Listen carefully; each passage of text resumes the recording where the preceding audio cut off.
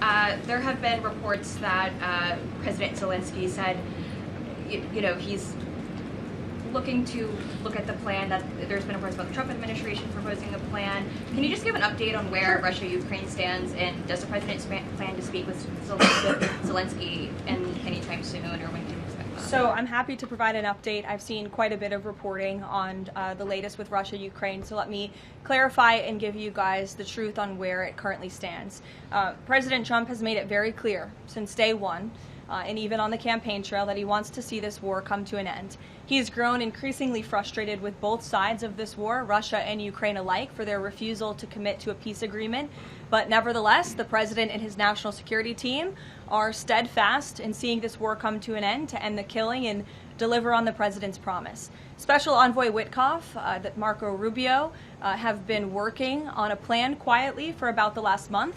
They've been engaging with both sides, Russia and Ukraine, equally to understand what these countries would commit to in order to see a lasting and durable peace. That's how you get to a peace negotiation, right? That's how it worked with Israel, with respect to Israel and Gaza and all of the Arab countries in the Middle East. That's how we accomplished that historic agreement, which the UN, by the way, voted to commit to and accept this week, which was a huge monumental moment. So they have been engaged with both sides, and these talks are continuing. As always, I'm not going to litigate the details of this plan as it's ongoing and it's in flux, but the president supports this plan. It's a good plan for both Russia and Ukraine, and we believe that it should be acceptable to both sides, and we're working very hard to get it done. And I'll also add, I know Secretary Driscoll did meet with President Zelensky today. We spoke with him. He was very optimistic following that meeting. And so, again, we are having good conversations with both sides with respect to ending this war. You said this is a good plan.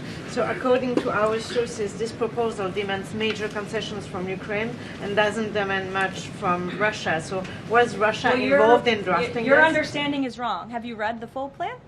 You haven't. Sources said. Yes. So if you can give details, You've read reporting from one side of the war, and so I want you to understand that the administration has talked equally with both sides. You have seen President Trump engage directly with both President Putin and President Zelensky. Likewise, his national security team has as well. In fact, Special Envoy Witkoff and Secretary Rubio met with some of the Ukrainians just in the past week to discuss this very plan. And so just like you saw with respect to Israel and Gaza, we are hearing out both sides of this war to understand what can you commit to end the war. And that's ultimately how we are going to get to an agreeable solution. That's what the president has directed of his team.